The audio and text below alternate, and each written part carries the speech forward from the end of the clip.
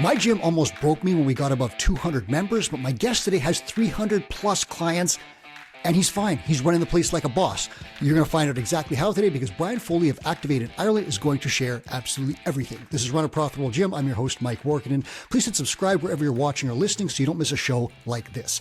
On our most recent Two Brain leaderboard, we excluded access-only gyms. We can still help those gyms, and one Two Brain client has 1,100 members at their gym. So we still work with those gyms, but this leaderboard is all about gyms that sell coaching, not access. The top 10 runs from 311 to 450 clients. The gyms here aren't selling access for $30 or $50 a month. Some of the average revenue per member per month scores here are $235 and $326. Imagine having 320 clients at $320 a month. Do the math. That's what's possible if your systems are great. It's not all about client counts, but client counts are hugely important when you have great ARM and great retention. So Brian, will you tell us how you acquire, retain, and manage 300 plus clients? Yeah, sure thing, Mike. Looking forward to chatting about it today.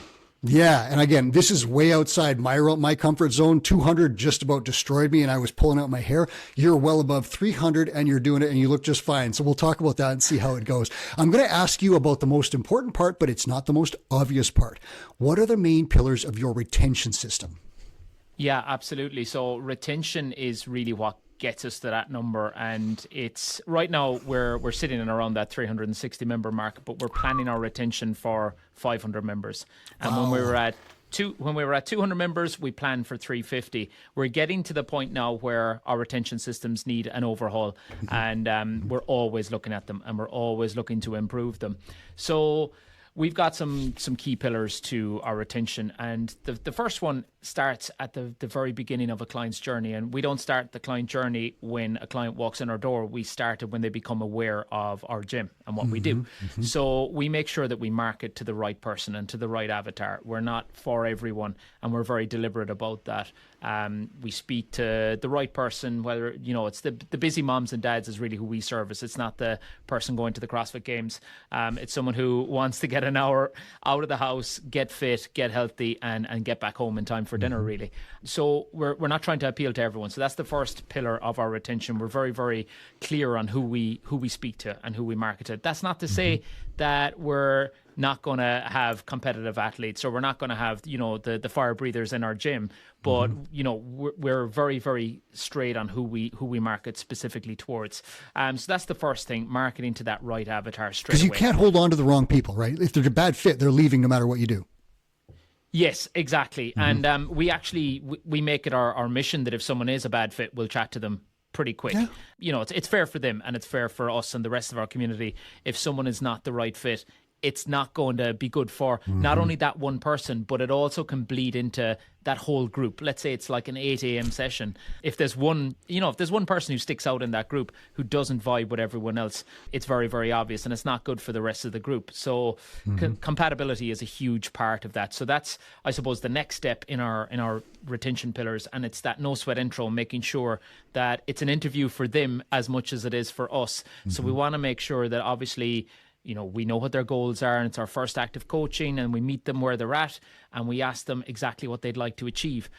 But also, it's a two-way street. We want to make sure that they are the right fit for us, and that they're going to vibe with our community, and that they're going to fit in around here. It's a bit of a diagnostic. It's less of a sales thing, because if we've done our marketing really well, they know what they're stepping into. They know who we are. They know what we're about. That no sweat intro, it's we find out more about the person and what they actually want from their training. And like I said, it's a very, very narrow funnel. It's not just the scattergun approach where we're going to figure it out a year late. It's pretty obvious if we're a good fit straight away. I'm going to say one thing before you jump in. Listeners, Brian said something hugely important. I did this wrong. You might be doing this wrong as well. He is building his retention systems ahead of need. So he said, like, at 250, they were looking at 300. At 300, they're looking at 350, whatever. At 350, they're looking at 500. That's brilliant. And it's not obvious. I was like, okay, I got to fix something because I'm in trouble. That's the wrong time to fix it. Fix it before you are in trouble. And Brian is a two-brain mentor and can show you exactly how to do that. That's the point of mentorship, is that you build the systems you need to grow, not the systems you need to put the fires out. Like, that's the wrong way to do it. So take what Brian's looking at, discusses here. And if he gives you some ideas, figure out how to build these systems in advance of need, because if you don't, you'll hit 200, you'll slide back to 120. Then you'll hit 200, you'll slide back to 120, and you'll always be putting out fires. Keep going, Brian. This is great stuff. Yeah, for sure. So once the client, once they become a client, once the prospect becomes a client in that no sweat intro, the next step is a one-to-one on-ramp. So individual structured coaching to make sure that the person is aware of what they're getting into, I suppose, and that they're a good fit physically for group training, because it's not for everyone. 7 minutes of burpees mightn't be everyone's kettle of fish. Not saying that that's what we do in our on-ramp, but it gives people a taste and an understanding of, okay, there are some technicalities to group training that you might be better suited to, let's say, one-to-one or small group personal training. So we're filtering there as well at that one-to-one on-ramp. And that's just getting the right fit in place, right? And I get what you're saying. Back in the day, we had group on-ramps, went to group training. A lot of people washed out.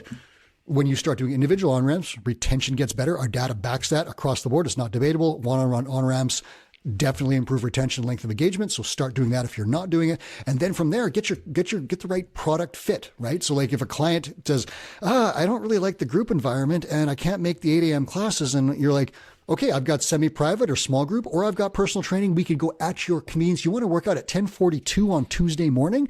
Yeah, let's do that. And you don't want to do burpees? Fine. We'll do bench press and bicep curls, whatever you like. That you've just sold personal training, which is a higher value service. So Brian's ensuring that people get the right thing, because if they want a truck and you sell them a car, they're not going to be happy, right? Sell them what they want, what solves their problems. Keep going, Brian. This is fantastic. Yeah, so that's exactly it. I mean, it all stems back from that help first approach that, we are making sure that we're getting the right fit for them, because there is nothing worse than an on-ramp just being a tick box exercise, and then this, it's just like, oh yeah, you've passed, it's fine. 6 months later, the person has some like chronic injury because they weren't ever properly, onboarded, and they weren't the right fit for group training, where group training is great. I absolutely love it, but you get slightly less attention than you would in one-to-one and semi-private. So, we've got to look at that as another filter. Mm-hmm. After that, it's funny, we're doing this call at lunchtime on Monday, and my team is across the hallway and they're doing a weekly team review. So this is part of our retention pillar. We sit down every week as a team and we talk about our members by name. Even in a gym of, 350 plus, we're going through like a traffic light system of where people are at. So we've got red, amber and green. The green guys, I'm not saying that they don't have to be worried about, but we're obviously still putting them through a client journey. But the amber and red, we're looking at these things and we're automating that client journey. So retention, I suppose, previously I would have been reactive to cancellations and retention. What we're trying to do now is make cancellations super boring. That they should be really obvious, and there's nothing to cancel really because someone reached out before the thought ever formed in their head. So we're getting ahead of cancellations. Obviously, on a long enough time frame, everyone is going to cancel at some point. But in our team meetings, we're looking at trends. So if people are utilizing less sessions in the previous 4 weeks than they were in the prior 4 weeks to that, we'll look at their trends. Is there any particular reason that a person's adherence is starting to slide? And we're looking at these things early and discussing it as a team so that our CSM can then reach out to these clients proactively as opposed to waiting until it's too late. So we've got that weekly meeting, and that's so key to what we do. And then we obviously look at anyone who hasn't been in the gym for 7 days.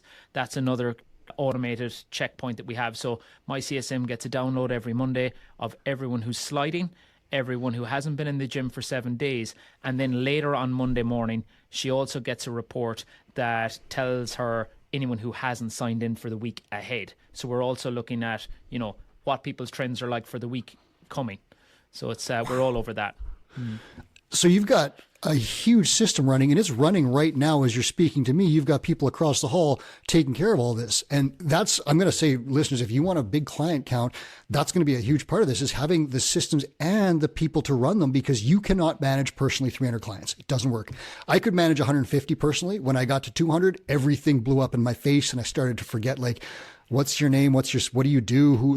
I didn't notice when people weren't showing up. None of that worked. But if you build the systems to automate what you can, and they get the faces and humans attached to that, then you have those personal connections. And the other thing that Brian said is proactive, not reactive, because when someone cancels or starts to say, I'm thinking about canceling, it's probably too late. Like you can have those awkward conversations, whatever. You might be able to save a few people, but probably not. Like when it starts to taste bad, they start to leave.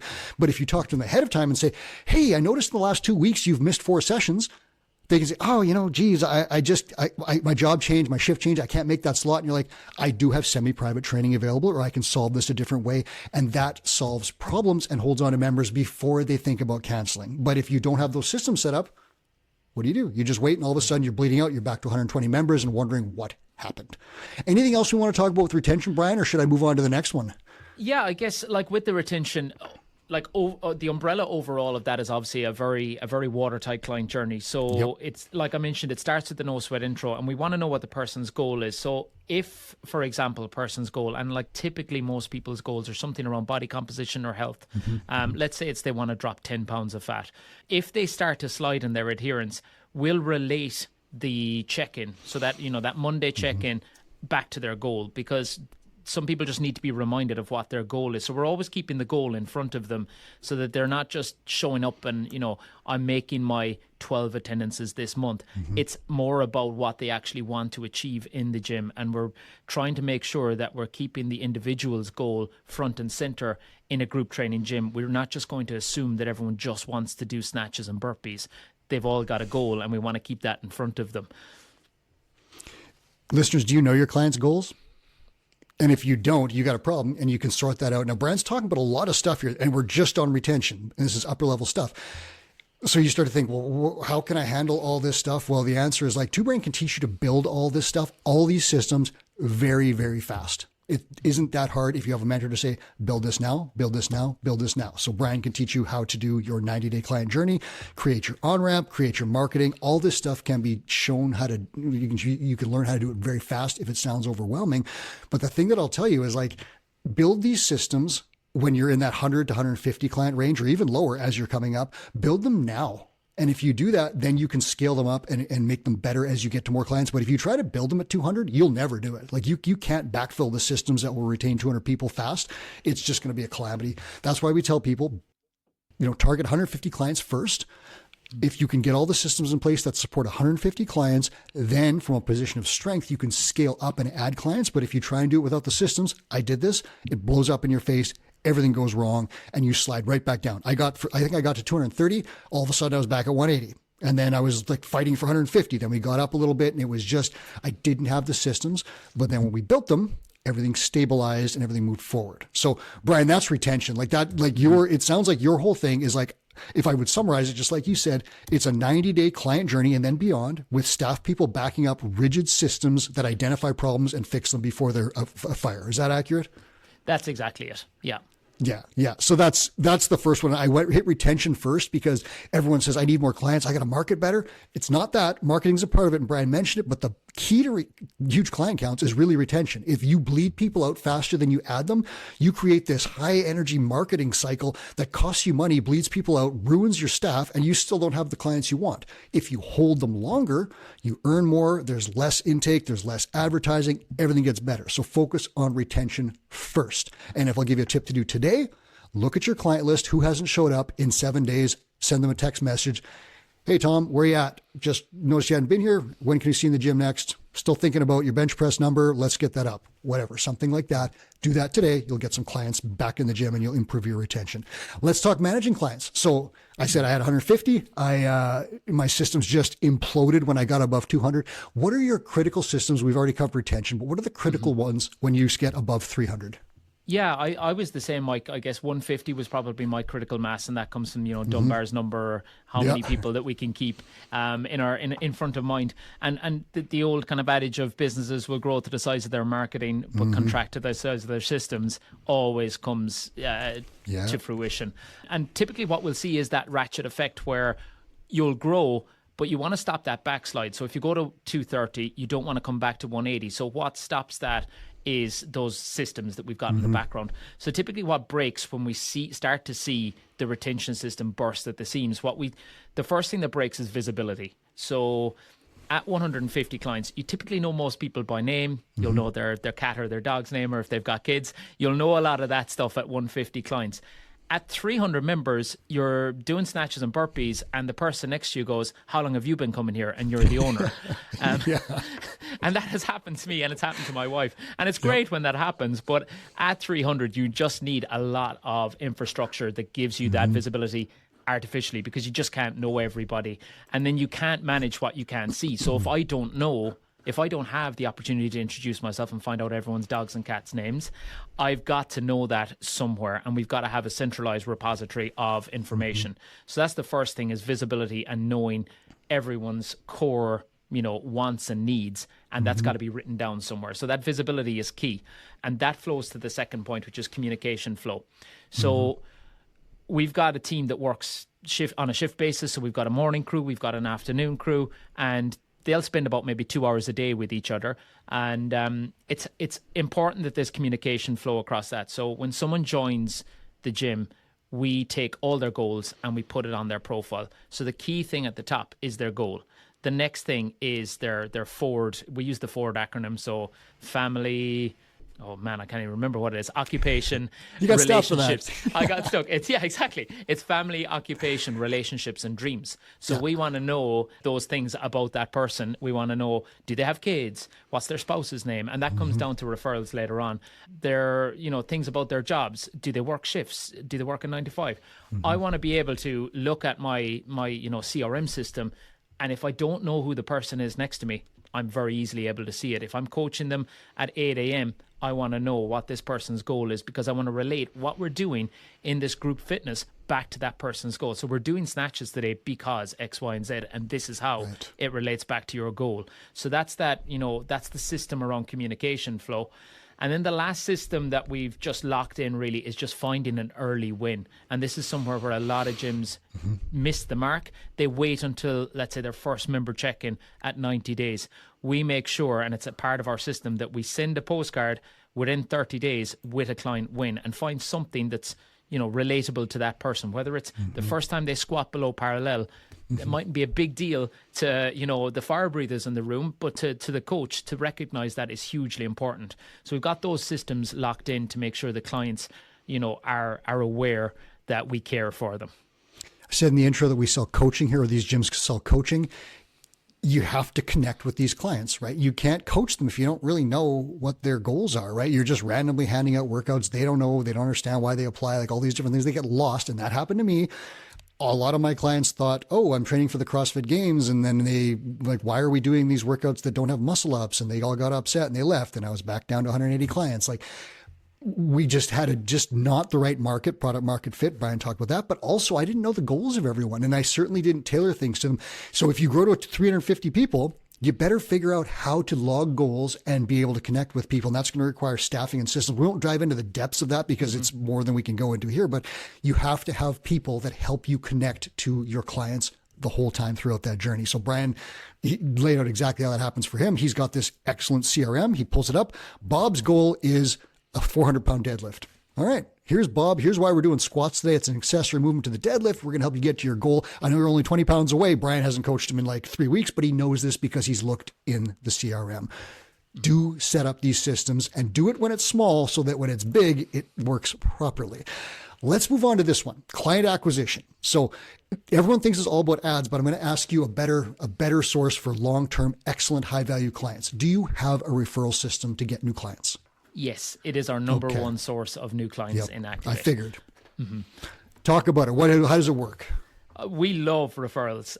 They are just the best clients because they already know, like, and trust us in a lot of instances. So our referrals, we don't do it to kind of like, it's a supplement. Our ads are a supplement to our referrals. Yes. Our referrals is our number one way of gaining new clients, because if we want to just make sure that people love the place so much that they'll just bring their spouse, they'll bring their kids, they'll bring their coworker. And it's really, that is like a net promoter score. The more referrals you get, the more you know that you've got your finger on the pulse of how you're coaching and how your product is actually performing. So how we actually do it, we have quarterly referral events. So we run a Bring a Friend Day every quarter, a lot of fun. We'll do them typically on a Saturday morning, make it a good, fun workout, pretty accessible, pretty sweaty, and then have some like coffee, fruit and croissants afterwards so everyone can just hang and have a bit of a chat. And we make it that social aspect as well. So quarterly referral events is absolutely huge for boosting referrals for us. These people, if someone comes to your referral event, I've heard this time and again from people on the show, our top gym owners, they have a referral event. They put them on the calendar at the beginning of the year, and these people show up and they bring a spouse, a best buddy, a teammate, a colleague, anything like that. They're almost 100% likely to join. You actually have to screw it up because they came with a friend who loves you that says, I think this place is awesome. You should join. And all you have to do is connect with that person, do the no sweat intro, book a no sweat intro. You can even do it on the spot, ask them what their goals, prescribe the solution. And in many cases, it's going to be working out with your friend, right? And put them through their on-ramp, start their 90-day client journey. These things, they're the hottest leads you'll ever find. They are exactly like your current clients. So they're high value people who have the time and money to spend at your business. They're likely to stay a long time because they have a friend in there that's already like linked to them. And the best part, Chris Cooper's talked about this a lot, the people who refer clients are likely to stay longer because now they're invested in the success of someone else. All of this costs you some coffee and a workout. That's it. You pay your coach for the hour, you buy some coffee and donuts. That's that. And all of a sudden you have this huge referral like at these quarterly events, Brian, what's a like, do you have an idea of how many clients you acquire each time? Is it a kind of a standard number off the top of your head? Typically we acquire about 40 to 50 clients per year through these quarterly events. So like 10 to 15, you know? Yeah, exactly. Yeah, each time. So and this is no advertising. This is just bring your buddy plus 10, plus 15. And then Brian has the retention and onboarding and retention systems to hold on to these people. They're going to stay for years, right? Like Brian, your length of engagement, I didn't ask you for this number ahead of time. Do you know it off the top of your head? 27 months. Way above the industry average. That's more than 2 years. That's incredible. And these people, so high value clients staying for 27 months, Brian's advertising costs on this are zero. So this is all good, right? And they're going to, in the best case scenario, the referred person refers another person, right? And the whole chain of, it's just incredible how this thing works. There are gyms out there in the Two Brain ecosystem. Daniel Purrington is one in Woodlawn Fitness in Oregon. He has zero marketing costs. He just runs referral stuff. People come in. His membership is capped. He only takes 4 new people a month to replace like people who move away or whatever. His space is full. He's making huge money in a tiny space, and he's just getting referrals. No marketing costs like that. It's incredible. I'm not going to beat that funnel to death because it's an obvious one. Brian, any other funnels that you've got working actively to help you with this before we get to the ads one? Yeah, so outside of our referral funnel, I mean, my team does a great job of organic social media there it is. and content. So they do a great job of consistently staying in front of people. So, you know, my team posts every day. We schedule it for a month in advance. So we've got like 30 days of content.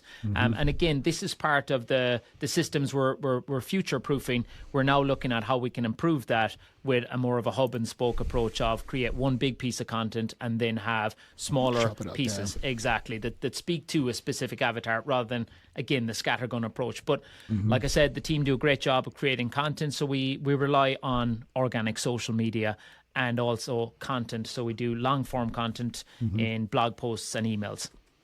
Yeah. And I link those two funnels exactly like you do. I think they're the exact same funnel. I think you're just taking one big thing and then disseminating it smaller across different channels. So it's more palatable to the audiences on those things. We're doing about a 40-minute podcast here. This will get chunked up into some very small clips of Brian saying the most brilliant stuff in a 30-second clip for Instagram. And those are those two funnels. If you keep doing those things, what you're doing is you're connecting with your broader audience. And this might be the first thing they see. Right. And then eventually you keep nurturing them. Eventually they go to your website. Maybe you get them with a, Google Pixel eventually or a Facebook Pixel, or maybe they ask for a lead magnet or they get on your newsletter or whatever. But this is all part of that long-term nurturing cycle. In some cases, social media is now the sales place. Many people are selling directly through social media. My wife does this. Her business, she has no advertising costs. All she does is she puts up stuff on social media. People message her. That's where she talks to people.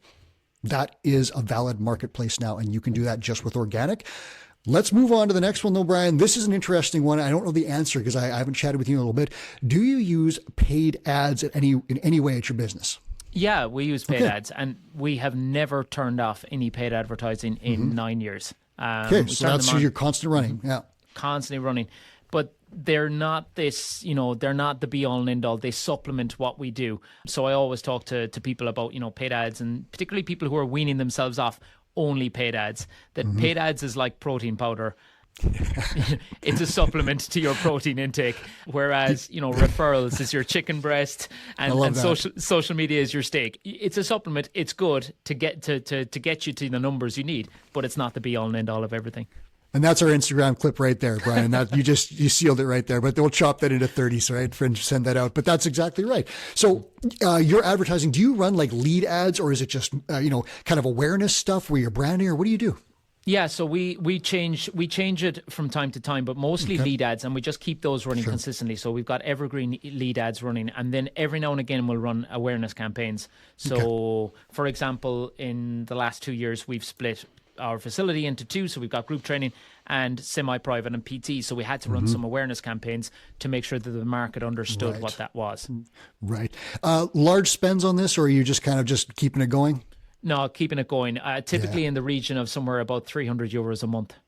Yeah, so that was like 10 euros a day or something like that, or whatever, right? Exactly. So, so that's and that's the way to do it. Once you've got all these other funnels set up, you use the paid funnel to supplement the rest of them, but you don't have to like spend $800 a day or something like that, right? Like if you do it right and you're building a gym, especially if you're building a smaller gym, Brian's going big, but you don't have to carpet bomb all these things if you have these other funnels going. We teach gym owners how to build and operate 4 funnels, and that's the ones we've laid out here. We've got referrals, paid ads, social media, and organic content.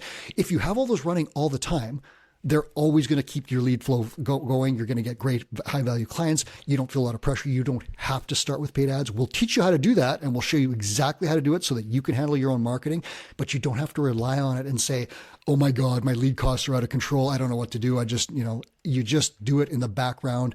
Daniel in Oregon doesn't do any of that because he's capped. Brian is growing. He does that just to keep that part of it going where it gets your face in front of people, and you got to pay to play a little bit now in certain cases, but it's not more important than his referral funnel or his other funnels. It's just there with them. So that's exactly the point of all of that. Keep all 4 funnels running. If you don't know how to build them, a two-brain mentor can show you how to do it. Brian, I'm going to ask you this. You are a mentor. Why do you still have a mentor? That's an interesting question. I know you work with someone from Two Brain. Why do you do that, even though you know all the stuff? Yeah, I mean, that's a great question. I mean, I've got my own mentor in the Tinker program. My facility lead, so my general managers in both gyms have a mentor as well, have a two-brain mentor. So I completely and utterly believe in the mentorship and the value in it. So like I'll relate back to the thing that I'm most familiar with. So I'm a coach, and I understand that coaching works. If I don't have a coach myself, I'm a bit of a hypocrite, and I'm going to stop. If I don't believe in my own product, I'm not going to get the results, because I need someone to hold my hand to the flame a little bit sometimes. If I'm slacking off, that's the power of a mentor. I mean, you can have all the information. You can chat GPT or Google whatever you want now, and you'll get most of the information that you need. But it's about accountability. It's about having that support network, and that's what a mentor does for you. And also, one of the key things is, another quote is, you can't read the label from inside the bottle. And you need that objective standpoint. You need someone else to look at your business from the outside and tell you, no, actually, you're not as good as you think. You might need to work on this. You do often need that, and I certainly need that. And I love having that second pair of eyes that just looks at the business and says, this is what you need to work on now. Give this your energy. And there's so much power in that, because it's freedom that you don't have to think about what you've got to do next. Right. There is someone there that's holding your hand a little bit to tell you, forget about all the noise, because like I work with gym owners myself, there is always a fire to put out. There's always something that needs to be done in your business, but it's not the thing that needs to be done in your business. And a mentor will tell you what that thing is. Yeah. And the way Brian talked about knowing his clients, that's how a mentor knows you as a gym owner. Whereas, a mentor could say, Brian, we know you want to increase your client count right now because you've got such amazing retention and average revenue per member. We're just going to try and get some more clients in the door. Have you, Brian, booked your quarterly referral events already? And Brian's like, yes, I did them. Okay, great. Or sometimes the answer is, you know what? I'm really stressed right now. I was working on some other stuff. I didn't book those quarterly referral events. The mentor says, okay, let's solve that problem real fast and let's get those events on the calendar, because if you don't, you will not grow. We know referrals is the most important aspect of your business. They produce high value long-term clients. We get that stuff on the calendar because your goal is to grow to this, and I'm beating the point to death, but you get it. We know what you want to accomplish, prescribe the exact right thing at the exact right time to get the result that you want. Then you go on to the next thing. So Brian, as a mentor, works with a mentor to get the results that he wants at his gym. I want you to put your mentor hat on now, Brian. You're going to step into a different role. And let's say there's a gym owner out there and they want 200 clients or maybe slightly more than that. What would you tell them right now? Not knowing anything about their business, but what's the general advice if someone says, I'd like to get 200 clients in my coaching gym? Yeah, it's an awesome question. And it is definitely one that I get asked, particularly at the start of someone's mentorship journey. Yep. They're like, oh, how do I get more clients? And everyone asks it. Everyone asks it. Or how many clients do you have? And I suppose a better question that I've asked my mentees now is, how many clients can you keep? What's your gym designed to keep? They're two very different problems, and most people are working on the wrong problem all the time. It's how do I get more clients in, and they're just filling a leaky bucket. So you have to, the key thing, the most important thing is design and build a gym that no one wants to leave before you try to grow it. So get your systems, like I mentioned at the start, get your systems locked in for a gym that's far larger than where you currently are, and design your systems and your gym and your care network for a gym that's larger than where you currently are. Because if you're just designing it for, let's say you're at 50 members and you're only thinking of 50 members, design what it looks like at 100 and start creating a gym of 100 members before you get there, and build the systems that can withstand that. Did you ever run 6-week challenges at your place? No, we never ran those 6 weeks. I'll tell you what I did, and you'll laugh at this as a mentor, but after we got to 230, then we went down to like 180, 150, and I was kind of desperate for clients because the bills weren't being paid and all that. I decided I'd try these 6-week challenges, and they were, because I wanted more clients, and they worked. All of a sudden, I had a ton of leads. I had a ton of people coming in the door. I completely overwhelmed my staff as they were dealing with all the lead flow. Then we ran these gigantic sessions of like, I want to say it was 20 to 30 to 40 people who came in for these 6-week challenges, and I split the gym in half, where my normal clients were over there wondering what the hell was going on with all these people they didn't know. And then I had these other group of people who had not really been selected all that well. Like the ads worked really well, but they weren't like a perfect fit for my business. They had a great time over 6 weeks. Then almost, I'd say like 90% of them or more washed out, gone. So I got more clients for a 6-week window. I was not equipped to hold on to them. And if Brian had said to me before that, how many clients can you hold on to and serve properly? I would have said, I'm at 150. I can probably serve 180.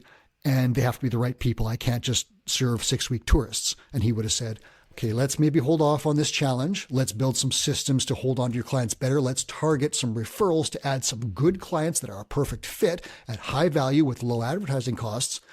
And I would have said, okay, let's do that. Then we would have got to 180. We would have addressed our systems. We would have gotten to 200. We would have gone further. And maybe at some point we would have had the systems dialed in to the point where, Brian's at, where I could have said, yeah, I can handle a 6-week challenge right now because my staff is dialed. My systems are good. I know how to hold on to these people. We're going to screen properly on the way in to make sure we get the exact right people who are likely to stay.